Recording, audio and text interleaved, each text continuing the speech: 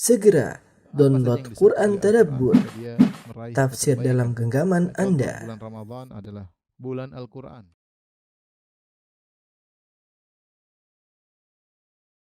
Bismillahirrahmanirrahim. Assalamualaikum warahmatullahi wabarakatuh. Alhamdulillahi ala ihsanih wa syukru lahu ala taufiqihi wa amtinani wa asyhadu an la ilaha illallah wahdahu la syarika lahu ta'ziman li sya'ni wa asyhadu anna Muhammadan abduhu wa rasuluhu da'ila ridwani. Allahumma salli alaihi wa ala alihi wa ashabihi wa ikhwani. Para jamaah Majelis Taklim Sisesa yang dirahmati oleh Allah Subhanahu wa taala. Kita melanjutkan bahasan kita tentang kisah-kisah para nabi dan rasul. Kita berusaha mendulang faedah ilmu dari kisah yang Allah bawakan tentang mereka, karena tidaklah kisah-kisah tersebut dibawakan kecuali untuk diambil ibrahnya. Laqad kana fi qasasihim ibratun liulil albab. Sesungguhnya pada kisah-kisah mereka tersebut ada pelajaran bagi orang-orang yang cerdas, ya. Insyaallah di penghujung kisah Nabi Syuaib yang kali ini akan kita bahas, kita akan sebutkan beberapa faedah-faedah yang dikumpulkan oleh Syekh Abdurrahman bin Nasir Sa'di rahimahullahu taala, faedah-faedah yang indah yang berkaitan dengan kehidupan kita sehari-hari, ya. Sebelumnya kita akan menyampaikan terlebih dahulu tentang kisah Nabi Syuaib. Nabi Syuaib alaihissalam, sebagaimana pernah kita sampaikan, salah satu dari 4 nabi-nabi Arab, ya. Nabi-nabi yang berbangsa Arab, bersuku Arab ada 4. Yang pertama adalah Nabi Hud alaihissalam yang diutus kepada kaum Ad. Kemudian yang kedua adalah Nabi Saleh yang Allah utus alaihissalam, diutus kepada kaum Tsamud. Yang ketiga Nabi Syuaib yang Allah utus kepada kaum Madian. Dan yang terakhir adalah Nabi kita Nabi Muhammad SAW yang Allah utus asalnya kepada kaum Quraisy, kemudian kepada seluruh alam semesta, ya. Dan Nabi Syuaib adalah kisahnya setelah kisah Nabi Lut. Oleh karena kita baca kisahnya dalam surat Al-A'raf misalnya atau dalam surat Hud, Allah membawakan Nabi Syuaib setelah Nabi Lut, ya. Secara berurutan Allah sebut dulu Nabi Nuh, kemudian setelah itu baru Nabi Hud, kemudian Nabi Saleh, baru kemudian Nabi Ibrahim, kemudian Nabi Lut, baru kemudian Nabi Syuaib. Jadi Nabi Syuaib secara zaman adalah setelah Nabi Lut. Dan ini sudah disinggung oleh Nabi Syuaib dalam Al-Quran. Nabi Syuaib berkata, "Wa ya qaumi la yajrimannakum syiqaqi an yusibakum mithlu ma asaba qauma Nuhin aw qauma Hudin aw qauma Salih wa ma qaumu Lutin minkum biba'id." Kata Nabi Syuaib, ya. Kata dia, wahai kaumku, ya.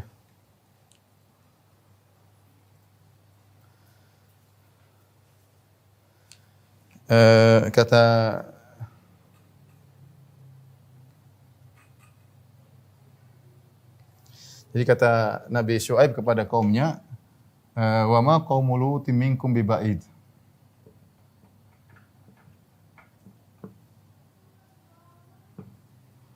Sebelum dia mengatakan, wa ya qaumi la yajrimannakum syiqaqi, wahai kaumku jangan sampai kalian bertentang denganku sehingga membuat kalian terjerumus dalam dosa. Akhirnya apa? An yusibakum mithlu ma asaba qaum Nuhin. Akan menimpa kalian apa yang seperti yang menimpa kaum Nuh, yaitu azab. Atau kaum Hudin, atau yang menimpa kaum Nabi Hud alaihissalam juga azab. Atau kaum Saleh juga azab yang menimpa kaum Saleh. Kemudian kata beliau, wa ma qaum Lutin minkum biba'id, dan tidaklah kaum Lut jauh dari kalian. Dan tidaklah kaum Lut alaihissalam jauh dari kalian. Tidak jauh dari kalian. Nah, para ulama menjelaskan, tidaklah kaum Lut jauh dari kalian. Artinya dari dua sisi. Yang pertama dari sisi lokasi tidak jauh. Dari sisi lokasi tidak jauh. Kemudian dari sisi zaman juga tidak jauh. Zaman juga tidak jauh. Artinya secara zaman kaum Syuaib setelah kaum Lut, ya. Jadi kaum Syuaib setelah kaum Lut.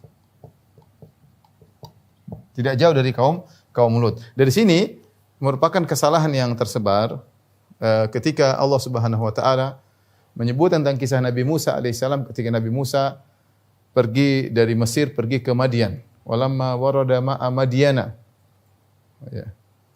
Tatkala wajada alaihi ummatan minan nasi yasqun. Ketika Nabi Musa mau dibunuh oleh Firaun dan pengikutnya, maka dia pun kabur di awal-awal sebelum diutus untuk menjadi rasul.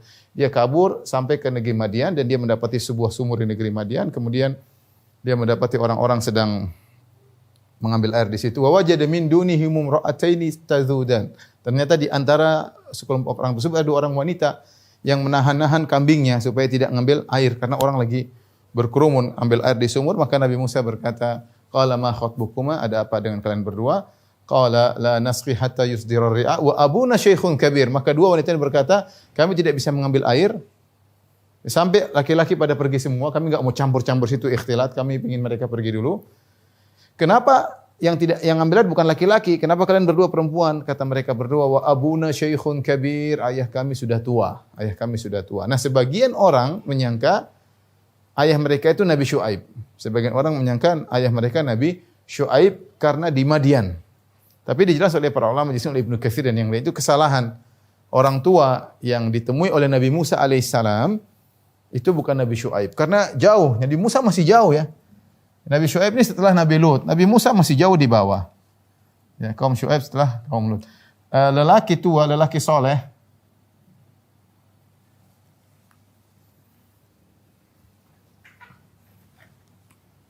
Jadi lelaki soleh yang ditemui mertuanya, ya, ditemui Musa di Madian. Musa alaihissalam di Madian. Yang akhirnya jadi mertua Musa.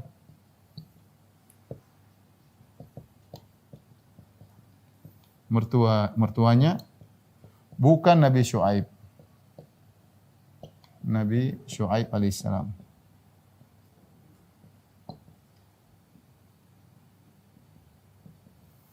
Kenapa? Karena zaman Nabi Musa jauh setelah itu. Karena zaman Nabi Musa jauh setelah itu. Setelah zaman Nabi Syuaib. Ini agak ada kesalahan dalam hal ini ya. Sering ada sebagian ustaz juga kadang ceramah ya mungkin karena baca sebagian, ada pendapat sebagian tapi itu dikritik oleh para ulama secara zaman jauh sekali.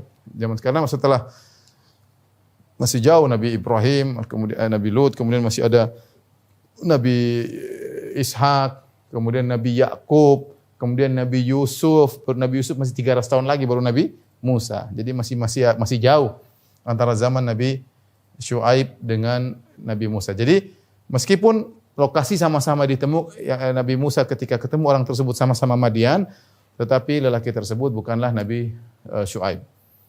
Di antara hal yang menguatkan akan hal tersebut selain zamannya berbeda, lihatlah bagaimana sikap penduduk kota tersebut. Ya, kalau ternyata mereka adalah pengikut Nabi Syuaib, kenapa mereka tidak hormat sama putri-putrinya Nabi Syuaib? Harusnya mereka berikan air minum buat putrinya Nabi Syuaib, malah mereka biarin aja putri-putrinya Nabi Syuaib. Kali itu Nabi Syuaib alaihissalam. Jadi yang benar bahwasanya laki tua tersebut yang ditemui oleh Nabi Musa dan menjadi mertuanya bukan Nabi Syuaib karena zaman berbeda. Jadi zaman Nabi Syuaib dekat dengan zaman Nabi Lut. Kemudian dari sisi lokasi tidak jauh. Secara umum ada dua pendapat tentang lokasi di mana lokasinya kaum Madian ya. Kalau kita mau gambarkan peta seperti saya tulis di buku, kira-kira di sini ada Yordan.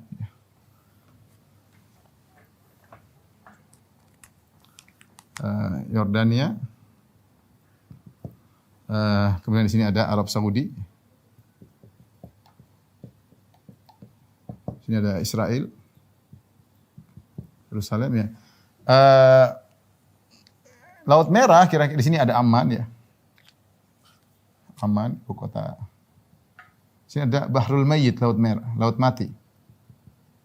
Inilah lokasi Nabi Lut.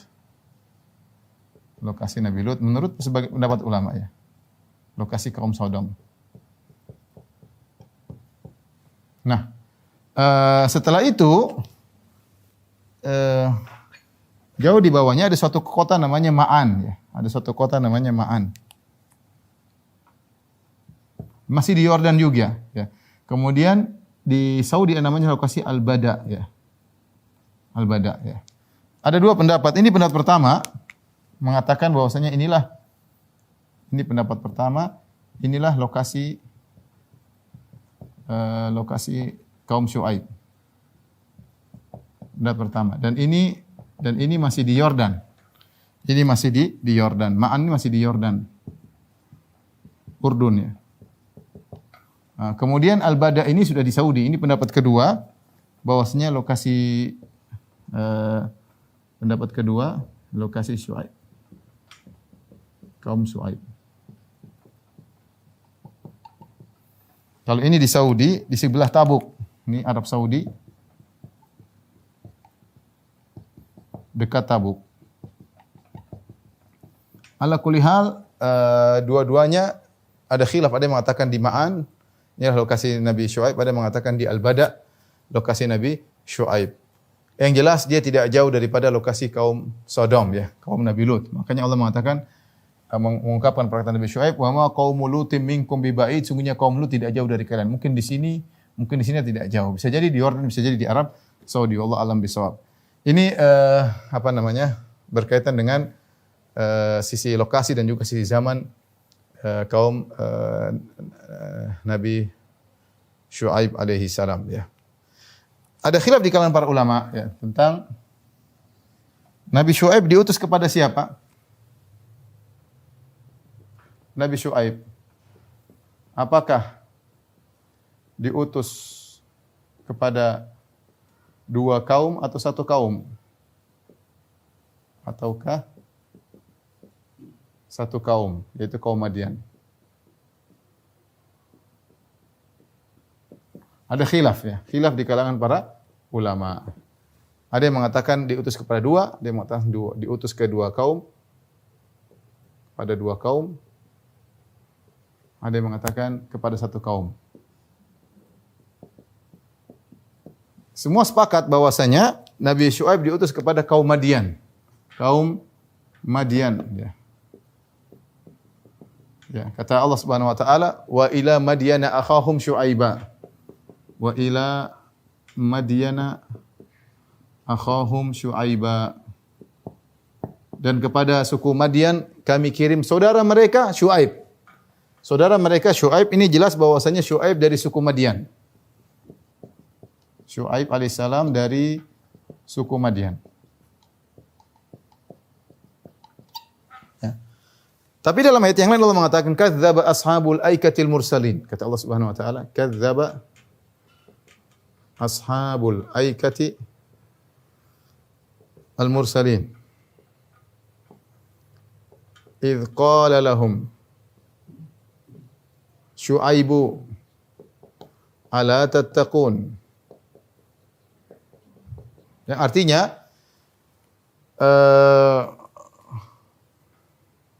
penghuni al-aikah ya, penghuni al-aikah, penghuni al-aikah mendustakan para rasul.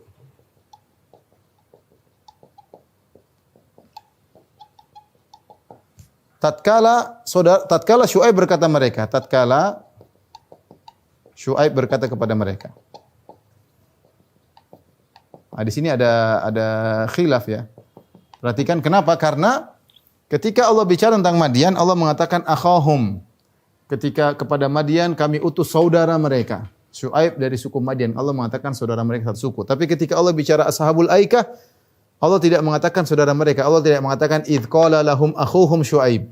Tatkala saudara mereka Syuaib. Allah tidak berkata demikian. Allah langsung berkata tatkala Syuaib berkata kepada mereka. Seakan-akan Syuaib juga diutus kepada kampung Aikah meskipun dari suku yang lain.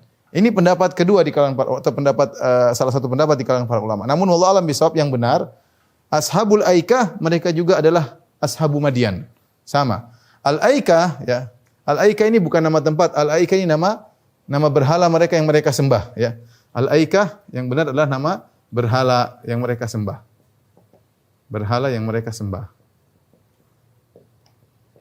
Sehingga terkadang mereka disebut dengan ashabu Madian kadang Madian kadang mereka disebut dengan Ashabul Aikah karena mereka menyembah berhala namanya Al-Aikah. Tidak disebut di sini tentang saudara mereka Syuaib karena mereka sedang disebutkan ciri khusus penyembah Aikah. Maka tidak layak Nabi Syuaib dikatakan saudara mereka. Tetapi ketika pembahasan tentang masalah suku, benar Nabi Syuaib adalah suku saudara mereka, sama satu suku. Tapi ketika bicara tentang kepada penyembah Aikah, ya, maka Allah tidak mengatakan Syuaib sebagai saudara mereka karena kalau dibilang Syuaib sebagai saudara mereka seakan-akan ikut menyembah Al-Aikah bersama mereka. Ini berbicara tentang Nabi Syuaib, pada siapa dia diutus, kapan diutus. Sekarang kita bicarakan tentang bagaimana dakwah Nabi Syuaib alaihissalam. Nabi Syuaib alaihissalam diutus kepada suatu kaum yang melakukan beberapa penyimpangan, ya, melakukan beberapa penyimpangan, di antaranya mereka melakukan kesyirikan, ya. Mereka melakukan kesyirikan. Makanya Allah mengatakan wa ila madyana akhum syuaiba qala ya qaumi ibudullaha ma lakum min ilahin ghairuh. Kepada Madian kami utus saudara mereka Syuaib yang berkata kepada kaumnya, ya qaumi ibudullaha ma lakum min ilahin ghairuh. Wahai kaumku, sembahlah Allah semata, tidak ada sembahan selain Allah Subhanahu wa taala. Jadi mereka melakukan kesyirikan. Di antaranya mereka menyembah berhala atau semacam pohon yang mereka namakan Al-Aikah. Al-Aikah itu sembahan mereka. Ya, ini penyimpangan mereka yang pertama. Penyimpangan mereka yang kedua adalah mereka menghalangi orang-orang yang ingin ngaji sama Syuaib alaihissalam.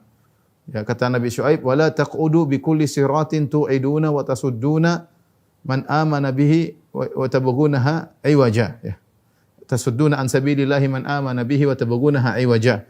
Kata Nabi Syuaib kepada mereka, janganlah kalian hanya nongkrong di situ, ya, menghalangi orang-orang yang ingin menuju jalan Allah Subhanahu wa taala.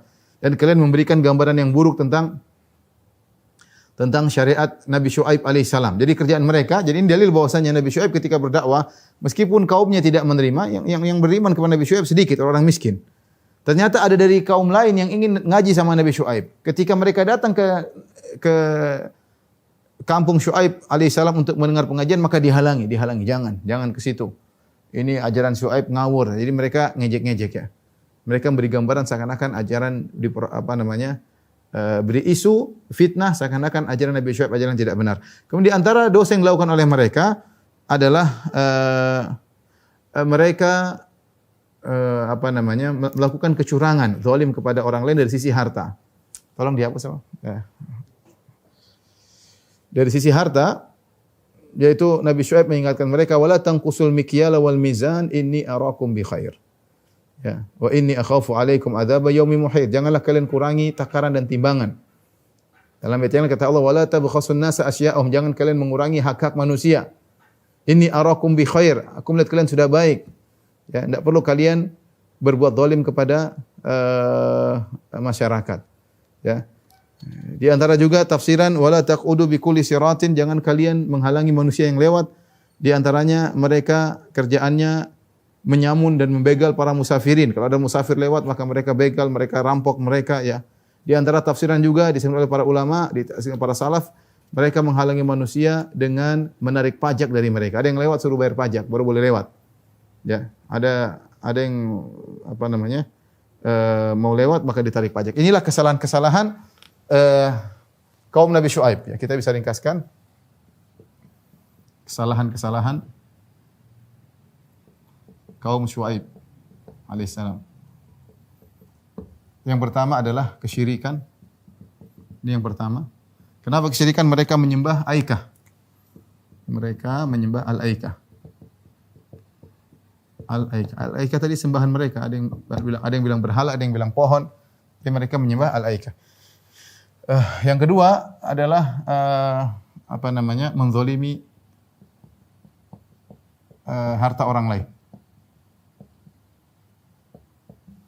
Ini ada tiga perbuatan yang mereka lakukan. Pertama, mereka membegal, ya, menyamun para musafir. Kemudian yang kedua di antaranya menarik pajak. Ya. Ada yang mau lewat disuruh bayar pajak, ya, tanpa ada timbal balik mereka narik pajak. Kemudian yang ketiga adalah mengurangi takaran. Kalau jual, Ketika menjual barang,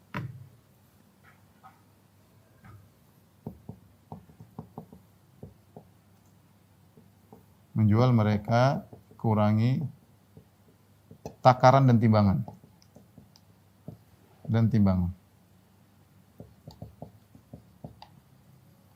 Kemudian kesalahan berikutnya yang terakhir, menghalangi orang dari pengajian.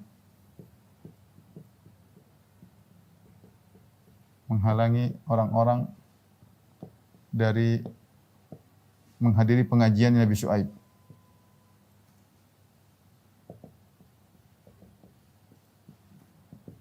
Syuaib alaihissalam. Inilah kira-kira kesalahan-kesalahan yang dilakukan oleh kaum Syuaib alaihissalam. Tentunya yang dimulai didakwai pertama kali adalah masalah tauhid. Ini yang prioritas utama. Dan Nabi Syuaib menegur mereka seluruhnya. Diskusi dengan mereka. Wala tanqusul mikyala wal mizan, inni arakum bi khair. Nabi Syuaib memberikan nasihat-nasihat kepada mereka dan terjadi dialog di antara mereka. Qalu ya Syuaibu as-salatuka ta'muruka an natruka ma ya'budu aba'una aw naf'ala fi amwalina ma nasha'. Wahai Syuaib, apakah salatmu yang membuat engkau mengatakan kami tidak boleh berbuat kesyirikan dan melarang kami untuk menggunakan harta kami seenak kami? Jadi Nabi Syuaib nasihati mereka ya. Dengan nasihat-nasihat yang bijak, terjadi diskusi, dialog dengan mereka. Oleh karenanya datang dalam sebagian riwayat hadis meskipun dhaif, ya, Nabi Syuaib diberi gelar dengan khatibul anbiya. Ahli khutbahnya para nabi. Kenapa? Dia terjadi dialog dengan kaumnya. Dengan kata-kata yang bijak, dengan kata-kata yang indah. Bisa sebagaimana kita bisa baca dalam surat Al-A'raf, demikian kita bisa baca dalam surat Hud. Allah gelar bagaimana diskusi dia dengan kaumnya, yang menunjukkan beliau sangat bijak. Dengan kata-kata yang indah, mendakwahi mereka, mengajak mereka berfikir. Tapi akhirnya semua tidak bermanfaat. Ya. Tidak bermanfaat. Bahkan mereka mengajak Nabi Syuaib. Kita akan bacakan sebagian tentang bagaimana dialog Nabi Syuaib ya.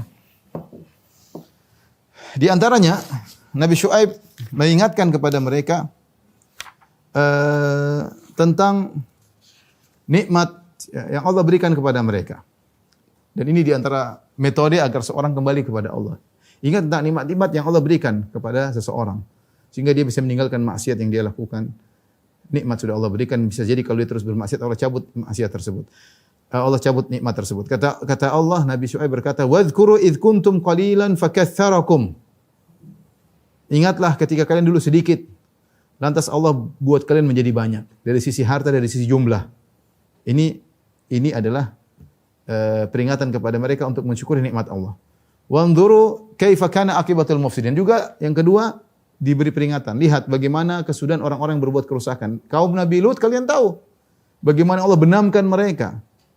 Sampai Allah angkat, Allah banting, Allah benamkan mereka. Wa ja'alna 'aliyaha safilaha, kami jadikan yang tinggi malah menjadi rendah, dibalik oleh Allah Subhanahu wa taala. Kalian tahu. Jadi ingat nikmat yang Allah berikan kepada kalian, ingat waspada bagaimana yang menimpa orang-orang telah berbuat kemaksiatan kepada Allah Subhanahu wa taala. Kemudian juga Nabi Syuaib ingatkan, kalian itu sudah bukan orang miskin, kata Nabi Syuaib, wala tanqusul mikyala wal mizan, inni arakum bi khair. Janganlah kalian mengurangi timbangan dan takaran. Ini arakum bi khair. Aku lihat kalian sudah dalam kondisi baik. Dan ini para ulama mengatakan bahwasanya kaum Nabi Syuaib bukan kaum miskin. Mereka sudah berkecukupan tapi mereka tamak. Dan ini banyak orang seperti ini. Orang melakukan kriminal, mengambil harta orang, korupsi dan yang lainnya bukan karena miskin, bukan. Tapi karena tamak. Makanya Nabi Syuaib mengatakan, "Ini arakum bi khair." Kalian sudah baik ya. Enggak perlu kalian mengurangi takaran dan timbangan ya. Diingatkan oleh Nabi Syuaib alaihissalam ya. Kemudian Nabi Syuaib melarang, jangan kalian menggunakan harta sembarangan. Harta itu adalah titipan dari Allah Subhanahu wa taala. Maka mereka mengatakan, as-salatuka ta'muruka an natruka ma ya'budu aba'una aw naf'ala fi amwalina ma nasha'. Ya hai Syuaib, apakah salatmu gara-gara kau sering salat? Ini menunjukkan bahwasanya ibadah salat sudah ada sejak sebelum Nabi Muhammad SAW. Di antaranya Nabi Syuaib salat. Dan mereka tahu, Syuaib alaihissalam, gara-gara engkau sering salat, akhirnya kau melarang kami untuk berbuat menyembah selain Allah. Dan gara-gara salatmu melarang kami untuk mengolah harta sesuka kami. Ya, sesuka kami. Itu terjadi dialog antara Nabi Syuaib dengan mereka. Ya, bahkan dalam sebagian ayat kata Nabi Syuaib, "Baqiyatullahi khairul lakum in kuntum mu'minin." Wahai kaumku, yang tersisa Allah sisakan lebih baik daripada kalian mengambil harta yang banyak tidak berkah. Keuntungan sedikit yang kalian dapatkan, tidak usah kurangi takaran, tidak usah kurangi timbangan. Baqiyatullah, keuntungan yang halal yang meskipun sedikit itu berkah. Daripada kalian banyak-banyak kalian tidak berkah. Ini di antara dialog Nabi Syuaib dengan mereka. Ya. Tapi bagaimana sikap kaum Nabi Syuaib terhadap Nabi Syuaib? Yang ada justru mereka mengancam Nabi Syuaib. Ya. Dia mengatakan mereka berkata kepada Nabi Syuaib, "Lanukhrijannaka ya Syuaibu walladzina amanu ma'aka min qaryatina aw la ta'udunna fi millatina." Qala awalau kunna karihin. Sungguh benar-benar kami akan mengusir engkau wahai Syuaib dan orang-orang beriman bersamamu. Ya. Kamu harus keluar dari negeri kami. Kalau kau tidak beriman kepada kami, kembali kepada agama kami, maka kami akan usir kalian dari negeri kami. Ya. Nabi Syuaib mengatakan awalau kunna karihin, apakah kami mau dipaksa untuk kembali ya kepada agama kesyirikan kalian? Enggak. Ya, sebagian pengikut Nabi Syuaib beriman tadinya bersama mereka. Kemudian akhirnya beriman kepada Nabi Syuaib, diancam harus kembali, kalau enggak maka kami akan usir. Bahkan mereka ingin merajam Nabi Syuaib, ya. Kata mereka, "Walaula rahtuka la rajamnak wa ma anta alaina bi aziz." Kata mereka, "Wahai Syuaib, kalau bukan karena ada sukumu," jadi Syuaib di situ punya suku Syuaib meskipun tidak beriman tetapi dia punya suku, ya, kabilah yang membela dia, sehingga kaumnya berkata, "Kalau bukan karena kabilahmu kami sudah rajam engkau. Cuma gara-gara ada sukumu sehingga kami tidak bisa merajam engkau." Ya, mereka mengejek, intinya mereka, "Inna wa ma anta alaina bi aziz." Kau tidak ada nilainya di sisi kami wahai Syuaib. Di antara sikap mereka tadi, ya, mereka tadi mengejek salatnya Nabi Syuaib, ya. "As-salatuka ta'muruka an natruka ma ya'budu aba'una aw nafafi fi amwalina ma nasha.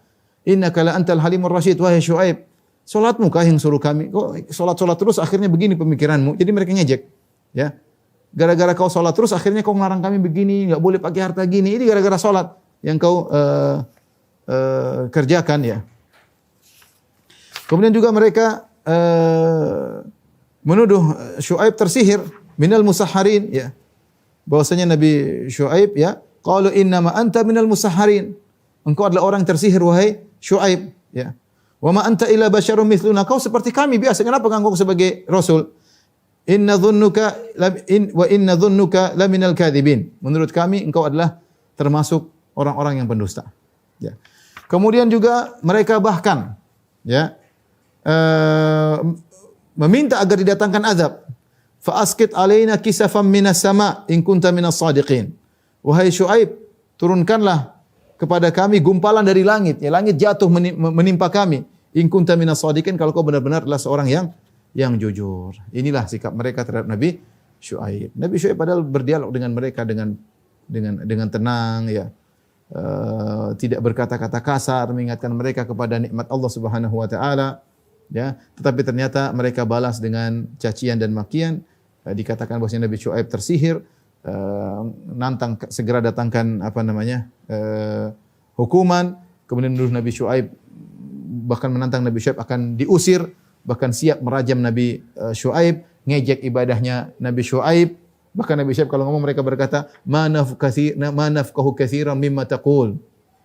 Ya, wahai Syuaib, kami enggak begitu paham apa yang kau ucapkan. Jadi padahal Nabi Syuaib khatibul anbiya, pandai berbicara. Tapi mereka memang tidak mau paham. Mereka bilang, "Kau tuh ngomong apa Syuaib?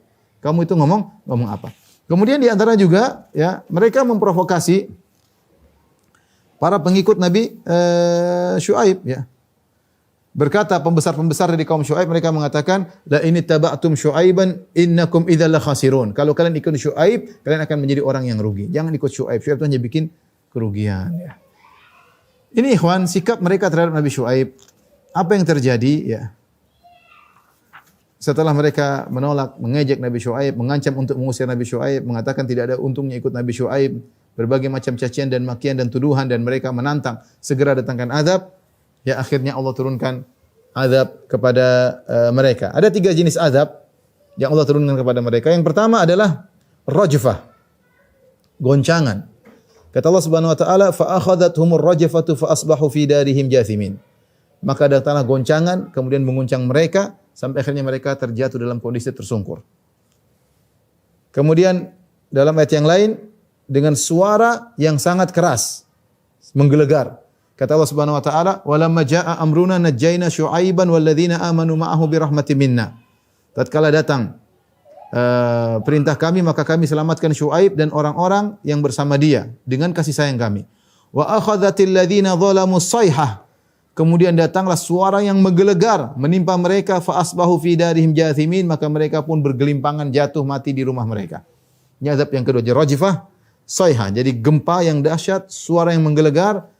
Yang ketiga berupa awan gelap dengan petir yang mengerikan ya. Kata Allah, fakadzabuhu, mereka mendustakan Syuaib, fa akhadhahum adzabu yaumidz dhullah, maka mereka ditimpa dengan azab yaumidz dhullah, hari adz-dhullah. Dhullah itu adalah semacam awan yang gelap. Innahu kana adzaba yaumin azim. Itulah azab pada hari yang sangat dahsyat. Ya. Bagaimana ceritanya mereka ditimpa dengan azab awan gelap dengan petir yang keras ya. Di akhir dari kehidupan mereka sebelum mereka meninggal dunia, Allah memberikan rasa panas yang amat kepada mereka. Mereka gerah, sangat gerah kaum Nabi Syuaib. Dibuat gerah oleh Allah. Tidak ada udara. Mereka berusaha ke sana, mereka masuk di gua, mereka kepanasan. Ada yang masuk dalam sumur tetap kepanasan. Gerah dan mereka kehausan luar biasa. Mereka gerah. Akhirnya mereka merasa harus meninggalkan kampung mereka. Mereka melihat dari kejauhan ada awan yang mereka berharap awan tersebut membawa kesegaran bagi mereka. Maka mereka pun keluar. Mereka pun keluar menuju ke awan tersebut. Mereka tidak tahu bahwasanya itu awan azab yang mereka minta kepada Nabi Syuaib untuk datangkan azab tersebut. Mereka pernah berkata, fa asqit alaina kisafam minas sama. Turunkanlah dari kami hantaman dari langit, ya. Potongan dari langit menimpa kami. Ya, in kunta minas sadiqin, kalau kau benar-benar orang yang jujur wahai Syuaib. Akhirnya ketika mereka panasan, mereka lihat awan tersebut. Mereka menuju ke awan tersebut. Mereka menuju ke awan tersebut di suatu dataran, ya. Disitulah mereka diazab oleh Allah Subhanahu wa taala, digoyang gempa dengan suara yang menggelegar dan dihantam oleh petir dari awan tersebut. Akhirnya mereka pun tewas seakan-akan tidak pernah ada sebelumnya. Kata Allah Subhanahu wa taala, ka'allam yaghnau fiha. Seakan-akan mereka tidak pernah tinggal di kampung tersebut. Alladzina kadzdzabu Syuaiban, ya. Yang mendustakan Nabi Syuaib, merekalah kanuhumul khasirin. Mereka adalah orang-orang yang merugi, ya. Alladzina kadzdzabu Syuaiban ka'allam yaghnau fiha. Orang-orang yang mendustakan Syuaib seakan-akan tidak pernah tinggal di situ. Kata para ulama, kaidah al-jaza' menyisil amal. Mereka dibalas sesuai dengan amal mereka. Mereka ketika didakwahi oleh Nabi Syuaib, mereka ngancam, kami akan mengusir kamu dan pengikutmu. Justru mereka yang terusir, keluar dari kampungnya, diadab di luar kampung. Ya. Seakan-akan mereka tidak pernah tinggal di kampung tersebut. Tewas begitu saja dengan singkat. Digoncang gempa, suara menggelegar, petir, selesai. Ya, mereka yang keluar dari kampung. Kemudian mereka mengatakan kepada pengikut Nabi Syuaib, ya, la ini taba'tum Syuaiban innakum idzal la khasirun. Kalau kalian ikut Syuaib, kalian akan merugi. Justru mereka yang merugi. Kanu humul khasirin, kata Allah, mereka yang merugi. Merugi dunia dan akhirat. Uang yang mereka kumpulkan selama ini dengan berbuat zalim, dengan merampok orang di jalan, dengan mengurangi timbangan dan takaran, ya, ternyata tidak memberikan faedah mereka sama sekali. Mereka tewas begitu saja. Mereka yang merugi. Setelah letih mengumpulkan uang yang begitu banyak, ternyata begitu nasib mereka, ya, dibinasakan oleh Allah Subhanahu wa taala, ya. Makanya Nabi Syuaib setelah itu kata Allah, fatawalla anhum, maka Nabi Syuaib pun berpaling, ya, meninggalkan mereka sambil berkata, wa qala ya qaumi laqad ablagtukum risalati rabbi. Wahai kaumku, sungguh aku telah menyampaikan kepada kalian pesan-pesan dari Rabbku. Wa nasahtu lakum, dan aku telah menasihati kalian. Fa kaifa asa ala qaumin kafirin. Bagaimana aku bersedih hati terhadap kaum yang kafir.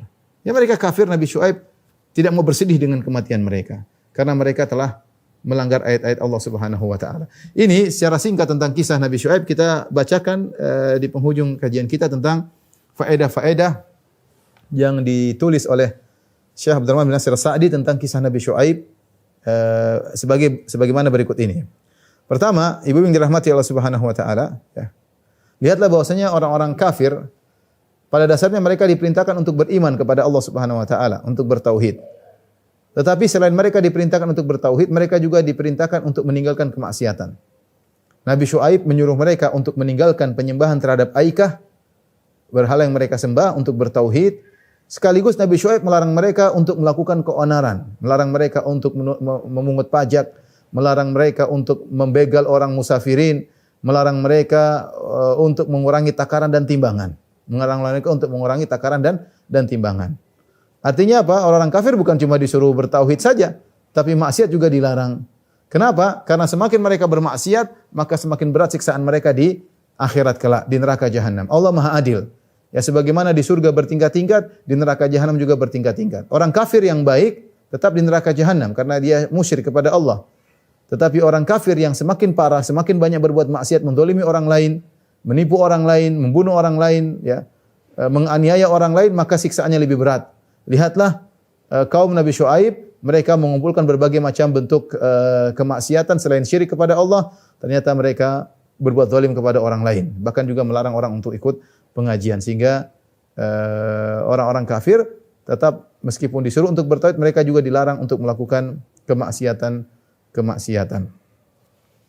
Kemudian kita sebutkan tadi bahwasanya di antara maksiat yang dilakukan oleh kaum Nabi Syuaib adalah memungut pajak, ya, tanpa ada timbal balik. Orang lewat dipajakin tanpa ada timbal balik, itu tidak, ini sepakat para ulama tidak boleh. Para ulama khilaf tentang kalau kita narik pajak kemudian ada timbal balik. Ini dibahas oleh para ulama. Tapi kalau ngambil pajak suruh lewat bayar tanpa ada timbal balik pelayanan, maka ini jelas namanya maks, yaitu pajak yang pemungut pajak di neraka jahanam, kata Nabi sallallahu alaihi wasallam. Kemudian di antara maksiat yang dilakukan adalah mengurangi takaran dan timbangan. Lihatlah ada suatu kaum yang dibinasakan oleh Allah di antaranya karena perbuatan mereka mengurangi takaran dan timbangan. Dan Allah telah mengatakan wailul lil mutaffifin, celaka orang-orang yang melakukan tatfif. Tatfif itu apa? Tatfif mengurangi takaran dan timbangan sedikit tidak banyak. Disebut dengan tatfif. Dan ini biasa dilakukan oleh masyarakat. Kalau mengurangi banyak-banyak ketahuan. 10 kilo dia cuma kasih 9,8. 9 kilo 8 ons. 2 ons kurang tidak terasa. Kalau dia kasih 7 kilo ya ketahuan. Orang pasti protes. Caranya supaya tidak ketahuan dia kurangi 1 ons, 2 ons. Itu yang disebut dengan tatfif dalam bahasa Arab. Tatfif, dikurangi sedikit. Namun apakah mengurangi sedikit tersebut fatal? Jawabannya iya, fatal. Sampai Allah mengatakan wailul lil mutaffifin, celaka orang-orang yang melakukan pengurangan takaran. Meskipun cuma sedikit, Allah mengatakan celaka. Hati-hati, tidak boleh kita mengambil harta orang meskipun sedikit. Ketika Nabi mengatakan siapa yang bersumpah untuk mengambil harta orang siap masuk neraka. Ada sahabat mengatakan walau qadiban min araq. Ya Rasulullah, meskipun dia bersumpah palsu hanya untuk mengambil 1 potong kayu siwak, kata Nabi iya, walau qadiban min araq, meskipun cuma 1 potong kayu siwak yang mungkin harganya 1 real tidak sampai, buat dia bisa masuk neraka jahanam. Bagaimana lagi kalau mengurangi takaran sampai banyak takaran dikurangi. Oleh karena waspada orang-orang yang kerja di pasar, jual barang, jual beras, jual minyak, ya, yang menggunakan takaran, dia berusaha menakar dengan semaksimal mungkin, seadil-adilnya. Kalau ternyata dia sudah berusaha, ternyata kekurangan, Allah maafkan, yang penting dia berusaha. Demikiannya orang-orang jual, misalnya jual literan-literan bensin atau di pom bensin, hati-hati jangan sampai mengurangi takaran. Ingat ada satu kaum yang pernah dibinasakan oleh Allah Subhanahu wa taala karena mengurangi takaran, volume dan mengurangi timbangan. Di antaranya kaum Nabi Syuaib alaihissalam. Ya. Dan ini menunjukkan bahwasanya mengurangi takaran dan timbangan min kabairidz dzunub, termasuk dosa besar, kata Syekh Sa'di rahimahullahu taala, dan ini menyebabkan kebinasaan. Ustaz, kita banyak melakukan, ya mungkin orang-orang di sekitar kita melakukannya. Makanya ada hukuman dari Allah Subhanahu wa taala. Yang hukuman tersebut ternyata mengenai seluruhnya. Ya. Dikurangi takaran, ya. Waspada, hati-hati, ya. Kalau Anda punya jualan jangan sampai dikurangi meskipun sedikit, ya. Karena itu merupakan dosa besar dan itu ada dampaknya dalam perekonomian. Ada dampaknya dalam sosial kehidupan kita, ada dampaknya. Kemudian di antara faedah, kata Syekh Sa'di rahimahullahu taala, innal jazaa' min jinsil amal, balasan sesuai dengan perbuatan, ya. Ya. Lihatlah mereka mengambil harta orang untuk mendapat banyak harta, mereka ngambil majakin orang, ngurangi takaran supaya mereka punya harta yang banyak, ya. Padahal mereka sudah berkecukupan, makanya Nabi Syuaib mengatakan inni arakum bi khair. Menurut kalian sudah berkecukupan, tapi mereka namanya tamak, dan ini kebanyakan orang kalau tamak bukannya orang miskin tapi sudah berkecukupan tapi tamak. ambil sini, potong sini, sunat sini, sembako juga disunat. Dikumpulin. Orang lagi susah-susah dia kemudian ngumpulin ya. Akibatnya apa? Akibatnya Allah binasakan harta mereka. Harta yang mereka kumpulkan tidak ada faedahnya sama sekali. Mereka dibinasakan oleh Allah Subhanahu wa taala. Oleh karena waspada seorang mengumpulkan harta dengan cara yang zalim, dia mungkin merasa dia kaya sekarang, ada saatnya dia akan dijatuhkan oleh Allah Subhanahu wa taala. Kalaupun dia tidak dijatuhkan di dunia, dia akan dihabisi di alam barzah. Begitu dia masuk langsung disiksa oleh Allah Subhanahu wa taala. Maka seorang waspada. Kemudian di antara faedah kata Syekh Sa'di adalah seorang hendaknya qanaah dengan apa yang Allah berikan kepadanya. Makanya Nabi Syuaib menasihati mereka, Nabi Syuaib alaihissalam berkata, "Baqiyatullahi khairul lakum." Wahai kaumku, apa yang Allah berikan kepadamu sisa yang halal, keuntungan yang halal lebih baik bagi kalian. Jangan kalian tamak, kalian mencari keuntungan dengan cara yang haram, dengan mengurangi takaran, dengan mengurangi timbangan. Yang kalian dapat untung meskipun sedikit, khairul lakum, itulah keberkahan. Inilah yang disebut dengan berkah. Berkah adalah bagaimana harta tersebut ya bernilai di sisi Allah Subhanahu wa taala, mendatangkan kebaikan. Kelihatan sedikit, tapi kalau berkahi, maka akan menjadi kebaikan dalam kehidupan kita. Orang kebanyakan tertumbuh pada jumlah yang banyak. Jumlah yang banyak dengan hal-hal yang haram, dengan cara yang haram, tidak berkah. Lihat saja tidak berkah. Cepat atau lambat akan hancur. Entah ekonominya hancur, entah keluarganya hancur, entah istrinya selingkuh, entah anak-anaknya nakal, entah macam-macam. Atau dia diberi sakit yang luar biasa, menghabiskan duitnya. Atau yang sakit ternyata kerabatnya sehingga dia harus keluarkan duitnya. Banyak hal. Ya. Hancur. Hanya terpedaya dengan apa? Dengan jumlah yang banyak. Betapa banyak orang punya duit banyak tidak meraih kebahagiaan, akhirnya harus narkoba, harus maksiat lah, harus ini, melakukan hal yang aneh-aneh. Kenapa? Hartanya tidak berkah. Hartanya tidak berkah. Ya. Logika kalau semakin banyak harta semakin bahagia, ternyata kan tidak harus demikian. Betapa banyak orang punya harta banyak sulit untuk bahagia. Mencari kebahagiaan sementara hartanya banyak. Ya. Kenapa? Karena tidak berkah. Maka saya ingatkan kepada diri saya pribadi, kepada para hadirin hadirat, berusaha mencari harta yang berkah. Meskipun sedikit yang penting berkah itu lebih baik di sisi Allah Subhanahu wa taala. Baqiyatullahi khairul lakum. Itu nasihat Nabi Syuaib. Yang tersisa meskipun sedikit itu lebih baik bagi kalian karena itu adalah harta yang berkah. Kemudian di antara faedah dari kisah Nabi Syuaib, lihat bahwasanya salat itu tanha 'anil fahsya'i wal munkar. Salat itu mencegah dari kemungkaran dan dari perbuatan keji. Terutama salat malam. Terutama salat 5 waktu iya. Inna salata tanha 'anil fahsya'i wal munkar. Salat itu mencegah dari kemungkaran dan dari kemaksiatan, terutama salat malam. Kata Nabi, manhatan. Sungguhnya salat malam itu mencegah dari perbuatan kemungkaran, dari kemaksiatan. Seorang berusaha salat dan itu diketahui oleh kaum Nabi Syuaib. Makanya mereka ngejek, itu sudah disebutkan. Mereka ngejek.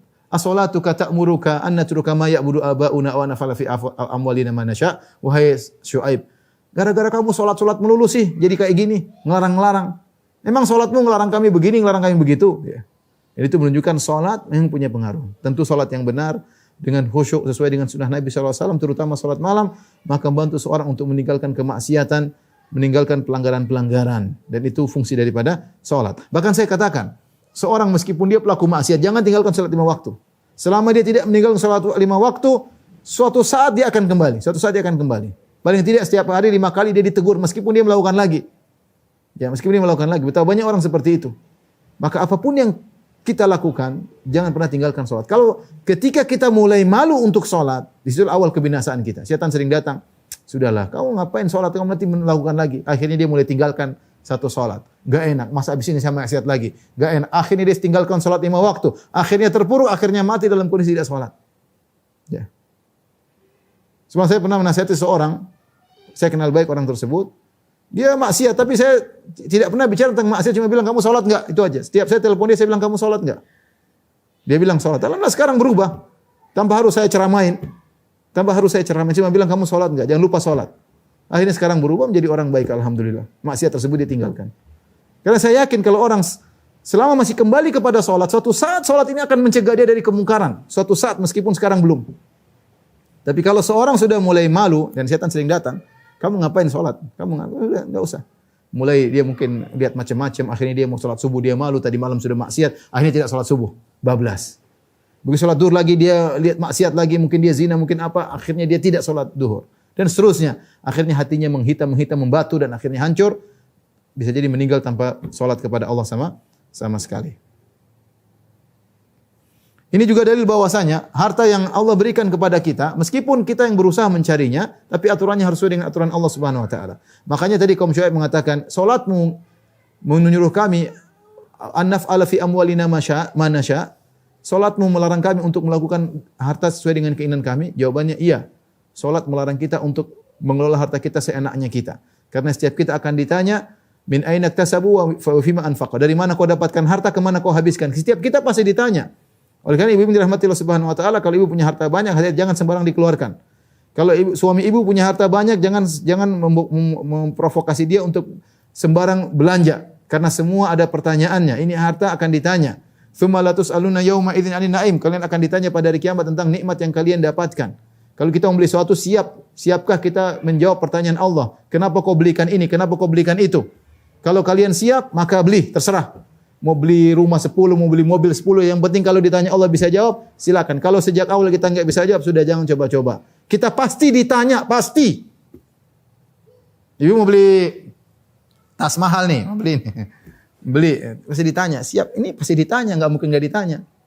Ibu beli, ditanya pasti, enggak mungkin enggak ditanya, pasti ditanya. Nah, akan ditanya ibu-ibu. Kalau bisa jawab, silakan. Lanjutkan. Kalau enggak bisa jawab, jangan deh. Mending beli-beli yang bisa dijawab. Kalau bisa jawab, berhenti. Karena harta memang Allah kasih lewat kepada kita, tapi kita enggak boleh menggunakan seenaknya. Ada aturannya. Akan ditanya, kemana kau habiskan hartamu. Kemudian di antara faedah yang diambil dari kisah Nabi Syuaib. Nabi Syuaib berkata kepada kaumnya, "Wa ma uridu an ukhalifakum ila ma anhaakum an. In uridu illa al-islah mastata'at." Aku tidak ingin menyelisihi apa yang aku larang kepada kalian. Di antara adab dalam berdakwah adalah kita melaksanakan apa yang kita sampaikan terlebih dahulu agar orang-orang bisa menerima. Saya pernah dengar cerita kisah dari guru saya tentang seorang yang terkenal, dia suka saya mau sebutkan nama ulama, saya takut salah, nanti saya akan cek lagi, tapi ini saya dengar dari guru saya tentang seorang terkenal kalau dia melakukan sesuatu, dia memerintahkan orang pada ikut. Dia memerintahkan demikian, orang pada ikut. Sampai satu hari ada seorang budak datang kepada dia. Ini zaman dahulu, dia mengatakan, "Syekh," atau "Wahai ulama, alim ulama, saya seorang budak, saya ingin dibebaskan. Kebetulan majikan saya sedang ikut pengajianmu. Sampaikanlah kepada dalam pengajian agar bebaskan budak. Semoga dengan nasihatmu saya akan dibebaskan." Subhanallah. Syekh ini tidak menyampaikan juga. Berjalan hari demi bulan. Budak ini nunggu-nunggu kapan ada pengajian suruh bebaskan budak. Enggak ada juga. Enggak ada ceramah tentang bebaskan budak. Entah berapa lama, akhirnya suatu saat Syekh itu bicara tentang keutamaan memerdekakan budak. Maka dia menceritakan tentang kemerdekaan budak. Akhirnya budak ini dimerdekakan oleh majikannya. Masya Allah. Maka dia datang kepada Syekh. Dia tanya, terima kasih, jazakallah khairan. Tapi kenapa lama sekali baru ceramah? Lama sekali baru ceramah. Kata Syekh tersebut atau alim ulama tersebut, saya kumpulin duit dulu, saya merdekakan budak dulu, baru saya ceramain. Ini yang seharusnya idealnya seperti itu. Idealnya seorang dai seharusnya seperti itu. Tapi kita bilang, semoga Allah mengampuni kita ya. Tidak semua apa yang kita sampaikan bisa kita kerjakan. Ya, bertumpuk materi yang kita sampaikan, kemampuan kita yang kurang. Tapi intinya seorang berusaha tidak menyelisih apa yang dia sampaikan. Oleh karenanya ayat-ayat yang paling mengerikan bagi para dai 3 ayat. Di antaranya ayat ini. Wa ma uridu an ukhalifakum ila ma anhaakum an. Aku tidak ingin menyelisih apa yang aku sampaikan kepada kalian. Ayat yang berikutnya Allah berfirman, "Atamuruna nasa bil birri wa tansawna anfusakum antum tatluna al-kitab afala taqilun?" Apa kau menyuruh orang untuk berbuat baik sementara kau lupakan dirimu sendiri? Ya, kau tahu dalilnya, wa antum tatluna al-kitab, kau tahu dalilnya. Afala taqilun, tidaklah kau berpikir nyelamatin orang kau sendiri menderita?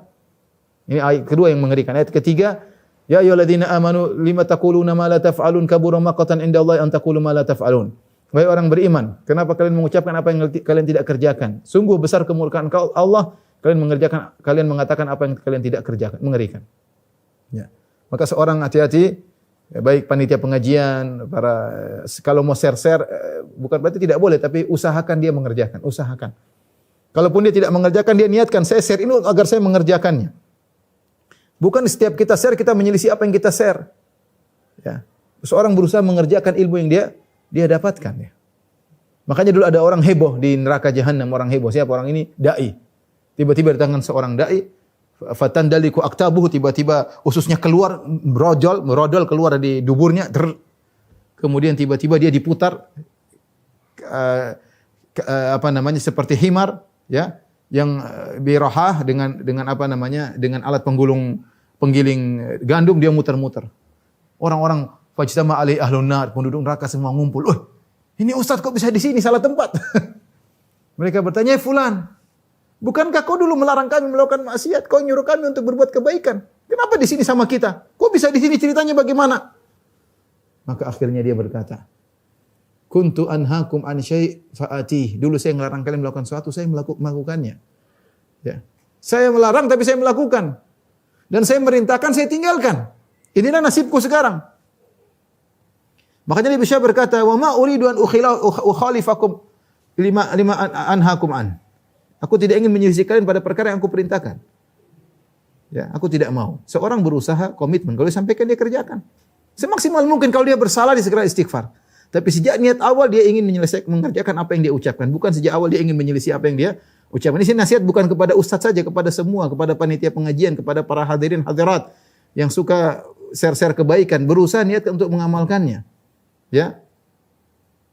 Atanha an khuluqin wa ta'tiya mithlahu arun 'alaika idza fa'alta 'azimu. Ya. Seorang penyair berkata, "Apakah kau melarang dari suatu perangai sementara kau sendiri melakukannya? Merupakan aib bagimu, ya. Aib yang besar kau melarang sesuatu sementara kau sendiri mengerjakannya."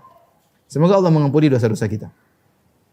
Kemudian di antara faedah yang bisa kita ambil dari kisah Nabi Syuaib, dia mengatakan, "In aradtu illa al-islaha mastata'tu wa ma taufiqi illa billah." Perhatikan, ini mengatakan aku tujuanku adalah melakukan perbaikan semaksimal mungkin. Ingat, keberhasilan di sisi Allah Subhanahu wa taala. Nabi Syuaib berhasil atau tidak? Jawabannya dari sisi hidayah, sebagian saja yang mendapat hidayah, kebanyakannya tidak. Tetapi apakah dibilang dia gagal dalam dakwanya? Dia tidak gagal. Tugas dia melakukan perbaikan semaksimal mungkin mengenai hidayah tangan Allah Subhanahu wa taala. Illal islaha mastata'tu. Aku tidak menginginkan kecuali perbaikan dengan semaksimal mungkin. Maka seorang ketika menghadapi permasalahan dia berusaha perbaiki semaksimal mungkin dengan nasihat yang baik, dengan cara yang baik sebagaimana Nabi Syuaib alaihissalam. Berhasil tidak berhasil bukan urusan kita. Yang akan kau ditanya oleh Allah, apakah sudah nasihatnya belum? Itu pertanyaan Allah. Bukan masalahnya dia dapat hidayah atau tidak, itu urusan Allah Subhanahu wa taala. Nabi Muhammad SAW mendakwai orang munafik sampai bertahun-tahun tidak dapat hidayah. Nabi SAW mendakwahi pamannya Abu Talib bertahun-tahun tidak dapat hidayah. Hidayah di tangan Allah. Tapi sudahkah engkau menyampaikan? Maka seorang berusaha melakukan perbaikan semaksimal mungkin yang dia bisa. Wa ma taufiqi illa billah. Dan aku tidak bisa mendapat taufik kecuali dari Allah. Dan juga jangan ujub ketika berdakwah. Jangan pede dengan ilmu yang dimiliki. Jangan pede dengan kepandaian orasi. Tidak. Taufik dari Allah Subhanahu wa taala. Keberhasilan dari Allah Subhanahu wa taala. Orang dapat hidayah ya dari Allah Subhanahu wa taala. Bagaimana Anda mau ujub sementara hidayah dari Allah Subhanahu wa taala?